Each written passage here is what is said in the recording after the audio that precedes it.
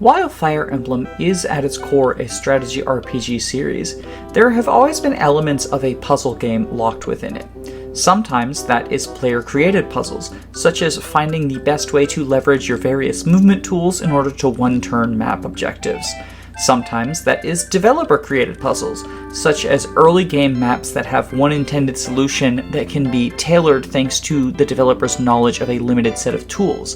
For example, the FE12 prologue tends to be very tightly designed around making specific movements on specific turns. And sometimes this comes from situations where specific groups of units are separated from the rest of your army, once again limiting the tools you have access to. For example, in Fire Emblem 4, Claude, Tiltu, and Bridget all join far away from Sigurd's forces, and so you have to make use of their specific skill set in order to help them survive until you are able to catch up with the rest of your army. Many people would say that these instances are often the strongest portions of a Fire Emblem game. After all, the developers can design around everything that you have, which is often not the case in the more free-form later game levels. So if Fire Emblem is good at dipping its toes in the puzzle genre, that naturally begs the question: is it possible to construct an entire puzzle game out of Fire Emblem's engine? Today, I plan to look at 2 hacks that attempt to do just that. I want to look at the different approaches they took, the pros and cons to each of them, and give my thoughts on how well they work. Now, a quick disclaimer before we get started. Since both of the games in question are, at least at times, considered to be puzzle games, I want to avoid having any background footage that directly solves puzzles, because I think that would take away from the potential enjoyment of viewers. After all, where's the fun in a puzzle game if you already know all the solutions? As such, the majority of the background footage for this video will be unrelated to the 2 hacks in question, with me only using footage from them if I need it in order to demonstrate a point. However, if you are concerned about potentially having solutions to these puzzles spoiled, feel free to either give this video a skip or listen to it in another tab without watching the footage just in case. With all of that out of the way, let's get started. Part 1. Bases and Bandits. Bases and Bandits by the ever-brilliant Archer Pius is a hack with a very simple premise. All units will start in 0 in every single stat other than move, which is unaltered, and HP, which starts as 1. If this sounds like the premise of a troll hack, that's because it kind of originally was. There are 0 bases versions of FE 6, 7, and 8 that are available for download, although I wouldn't necessarily recommend playing them as they tend to be extremely RNG reliant and not especially fun. I would absolutely recommend Bases and Bandits, however, as this game was designed around the fact that your units have 0 in all of their stats. Part of this is that the enemies are weaker than your standard Fire Emblem fare, although they still significantly outclass your units in terms of their strength, defense, etc. However, the main way in which this game avoids being a troll game is it gives you tools to counteract the fact that you have 0 in all of your bases. For example, the game's lord, Eliwood, starts with the one-shot, which is an extremely strong sword with 1 durability. The obvious use for this is to delete a single enemy and then never use it again. Additionally, this game has stat-altering rings that function similarly to the FE4 rings or some personal weapons in the Fates games, in that they give you some stat adjustments just for being in your inventory. However, unlike the FE4 rings, these ones have upsides and downsides. For example, the first ring that you get is the P down D up, named after the TTYD badge, which will boost your defense by 4 points, but reduce your strength by 4 as well. This ring is essential for being able to take hits, but also nerfs your damage output in response. As such, playing through this hack involves trading around various items in order to leverage every advantage you can. You are severely outclassed, but you have the tools to compensate for it. The first 2 maps are strict puzzles. There is, as far as I can tell, only 1 combination of moves that will allow you to clear each of these maps. You have to move specific units to specific tiles, attack specific enemies, and trade items around. It is a puzzle in the very strict sense of the term. In order to facilitate this strict puzzle aspect, Bases and Bandits makes a couple of key changes to the mechanics of Fire Emblem. First off, hit rates don't exist anymore. Everything is locked to 100% hit, so your dodge tank fans are not going to enjoy this hack. However, in exchange, critting with standard weapons is also non-existent. Iron Sword, Rapier, Iron Axe, none of these are going to crit. The only weapon in the game that can crit is a Killing Edge, and the Killing Edge has 255 crit, meaning it is guaranteed to score a critical hit. In this way, the Killing Edge, and by extension the unit who starts with C-rank swords, serve as a sort of puzzle piece. You use them in order to triple the effectiveness of other buffs that you have, such as Nils' Fiery Solo, or the All or Nothing Ring. The hit rate being locked to 100 serves two purposes for the puzzle-like aspect of this game. It prevents you from finding solutions that weren't intended simply by dodging a 95, but it also prevents you from flubbing once you've found the solution. It always feels bad when you have a move perfect solution to a map and then you miss an 87%. While in standard Fire Emblem, this can be adjusted for by having backup plans, in a game like this, where it is a strict puzzle, there isn't really a backup plan to be found. The other major way in which RNG can affect a Fire Emblem playthrough is through growths, and this too has been adjusted. Instead of random growth rates, there are now fixed growths, meaning that each level up will be identical. Eliwood's level 2 will always be the same, and his level 3 will always be the same. They're not going to be the same as each other, but he'll always get the same stats on level 2, if you know what I mean. It's basically Engage's fixed growth system without reclassing, if that helps. Now, I mentioned that the first two chapters have move-perfect solutions and function as true puzzle games. However, once we get into chapter 3, it is more of what I would call puzzle-adjacent. You have 6 characters at this point, as well as preps to shuffle around positions, so there's a lot of different variations in terms of what you can do, and there's multiple approaches you could take to the map. However, it still feels very much like a puzzle game, as you want to trade items around and make sure that you are attacking enemies who can't counter you with javelins and bows, for example. I would describe the rest of the hack as a hybrid between a puzzle game and a traditional Fire Emblem experience. You have some amount of freedom to do what you want in terms of who you are training, but you are also limited by the fact that everyone has 0 bases and the enemies are going to outclass you, so you need to still make use of trading around the various rings or taking advantage of other tools that you get. I find this to be the strongest portion of the game, as it balances an allowance for player creativity with a strictness in terms of using the tools properly. If that sounds interesting to you, I would definitely check it out, because this hack is a blast and it's only 5 chapters long, so it's not a huge time investment either. One thing that is worth noting is that every single character in the cast is considered a game over condition on every map. I'm of two minds about this choice. On the one hand, it was a little annoying in the final map to be moving the characters who I hadn't invested in and wasn't using, just so that they wouldn't die to reinforcements and cost me a game over. On the other hand, this does effectively remove sacrifice strats, and sacrifice strats are one of the most powerful tools available to you in Fire Emblem, so the fact that the hack removes the option for doing so is kind of an increase in difficulty, and I like that from a design perspective. It does make the hack not especially Iron Man-able, but this isn't really a super replayable hack, so I think it's fine. It clearly wasn't meant to be Iron Manned, and if anything, the first 2 chapters being move perfect means that if you do lose a character, you're kind of SOL, so you might as well be a game over. But on the topic of move perfect hacks, let's look at the second entry in this double feature. Part 2. Fire Emblem One Turn Clear. While Bases and Bandits started out as a more strict puzzle game and then evolved into something closer to a puzzle-adjacent tactics game, Fire Emblem One Turn Clear could more accurately be described as a puzzles game than an SRPG. The premise of the game is very simple. Every single map in Sacred Stones has been altered in order to be clearable in one turn. You must use the tools that the game provides in order to clear that map in one turn, and if turn 2 rolls around, you get an instant game over.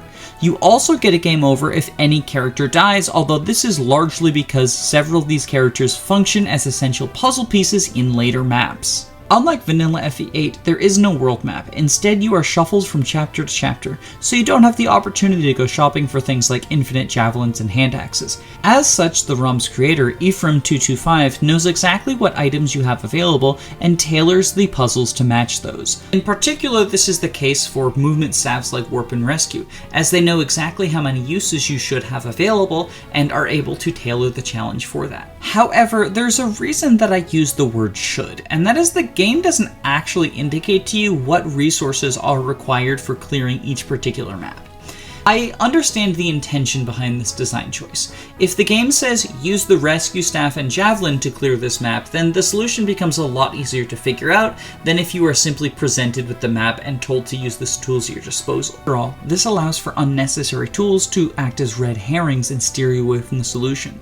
For example, in a very early puzzle, I was trying to use my movement staffs to get Seth to kill the boss, before realizing that ultimately I was actually supposed to move Joshua to kill the boss, and Seth was an unnecessary tool and a red herring. Unfortunately, this design choice has a few knock-on effects, and they leave a sour taste in my mouth if I'm being perfectly honest. The first is that it's possible to clear a map while using a resource you weren't supposed to use and end up soft-locking yourself in a later map without realizing it. I'm speaking from experience here, and to fully describe what I mean, I am going to have to reveal the solutions to the puzzles in Chapter 4 and Chapter 6, so if you would like to play this game completely blind, now might be the time to pause the video.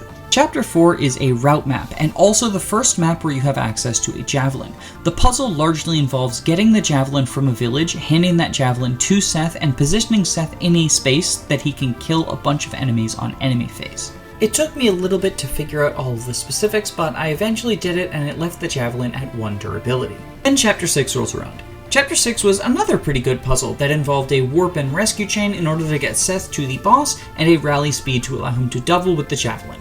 Except for my javelin only had 1 durability. Yeah, so as it turns out, the solution to Chapter 4 was not to have Seth kill all of the enemies with the javelin.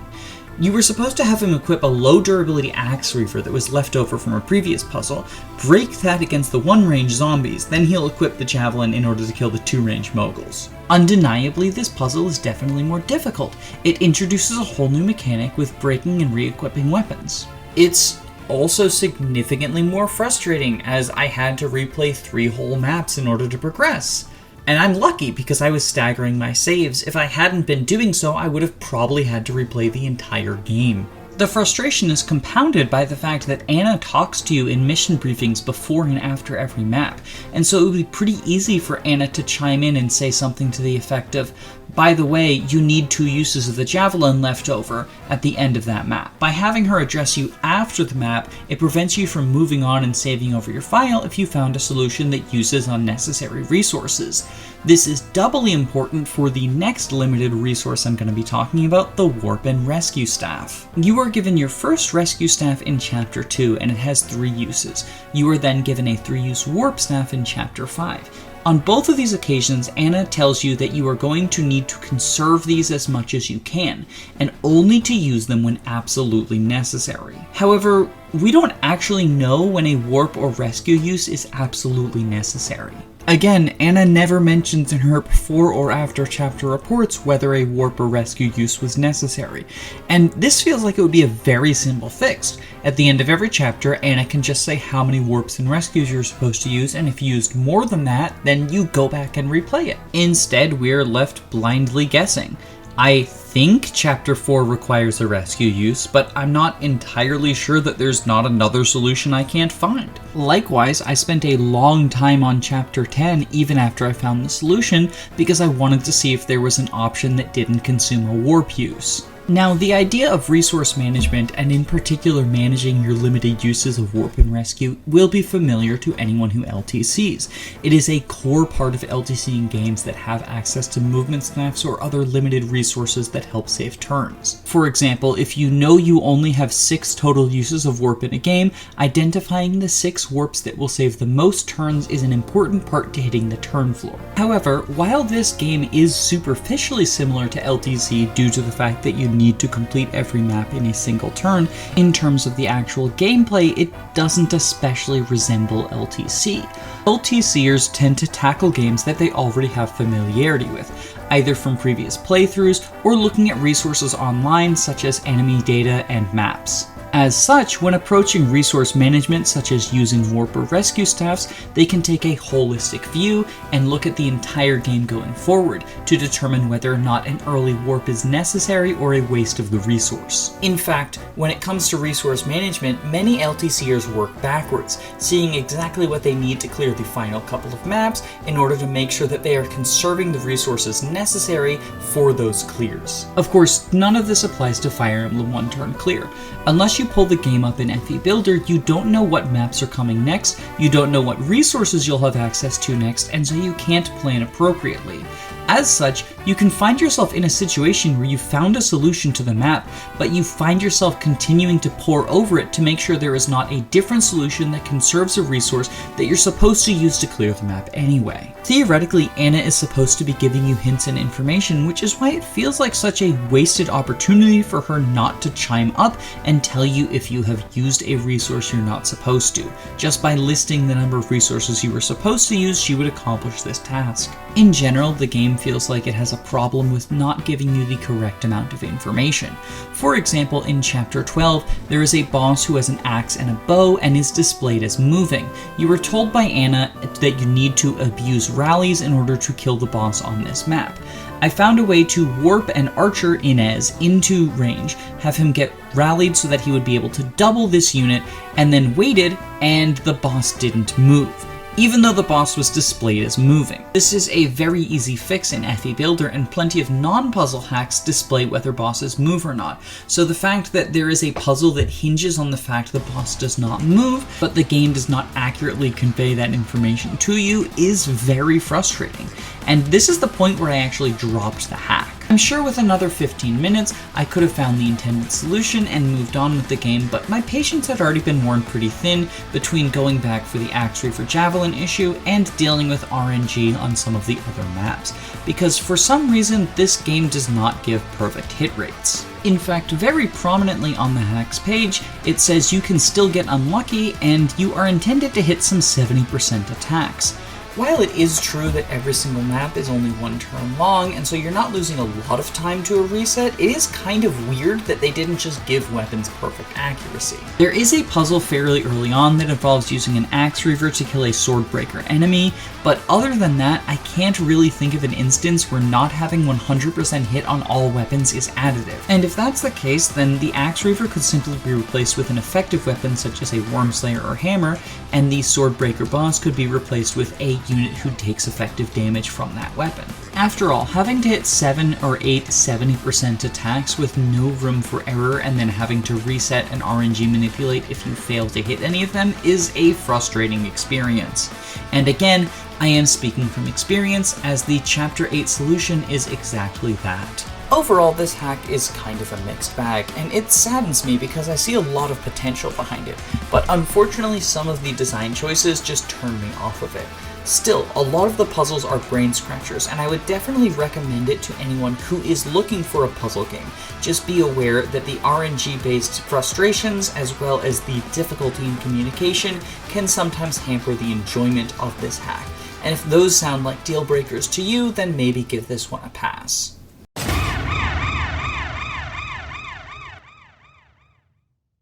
So yeah, surprise part 3. Partway through the recording of the audio for this video, another puzzle ROM hack, On the Edge, came out, which caused this video to get delayed by 2 whole weeks. But I'm glad it did, because On the Edge is phenomenal, and I would absolutely recommend that you check it out right now. It is wholly unique, and unlike anything that I've played in any Fire Emblem hack. This is a joke hack where you have access to exactly one unit, an edgy swordmaster. You must embark on a quest for revenge and use the various sword arts available to you to kill everyone in your way. This might sound off-putting. After all, solo challenges are rarely the most exciting thing in Fire Emblem. However, On the Edge has a couple of key mechanics to make this an actual engaging puzzle, despite the fact you only control one unit. First of all, your character has only 1 HP and 0 in everything else, and most enemies do as well. As such, instead of each round of combat being a stat check, it is a test to see whether you currently have the art equipped that is best suited for dealing with that enemy's weapon. There are 5 arts which take up your 5 inventory slots. One of them will never miss, one of them deals an extra point of damage, one of them gives you a 100% avoid bonus, one of them gives you 1 point of defense, and one of them scores an automatic critical hit. The loadout of the enemies you're facing will determine which stance you want equipped. For example, iron weapons never miss but only deal 1 damage, so you want to have a point of defense. On the other hand, steel weapons deal 2 points of defense, so you would rather have the plus 100 avoid. Additionally, there are some enemies who have 3 HP but smash weapons, so you want the crit equipped, and you're going to want to deal with some enemies on player phase, doubly so because you get 2 other player phase options. The first is lunge, in the form of teleport behind you.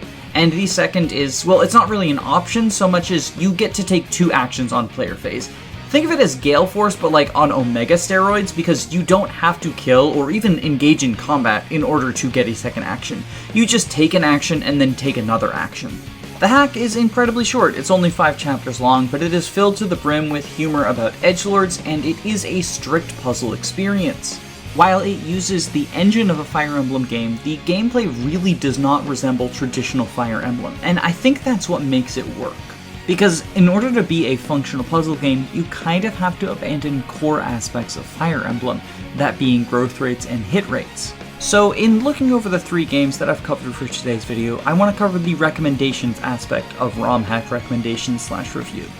I would recommend Bases and Brigands to someone who is interested in checking out a cool gimmick hack that starts out as a puzzle, but won't be off-put by the fact that it slowly morphs into a hybrid between puzzle and traditional Fire Emblem.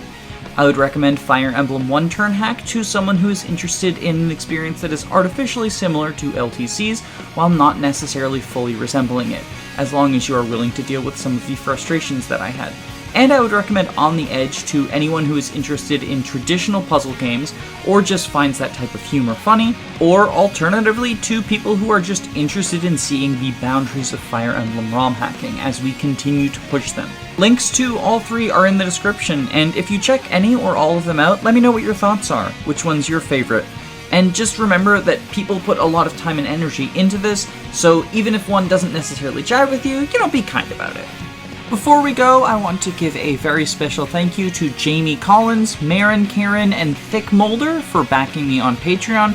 Patreon is the most direct way to support me and my work on the channel, and I very much appreciate that you are willing to do so. If you're interested in backing, there is a link in the description, and there's a couple of rewards that go along by it, but don't feel pressured whatsoever. Only donate if you can comfortably afford to do so. Regardless, have a wonderful day, and check out some of these hacks. They're pretty darn cool.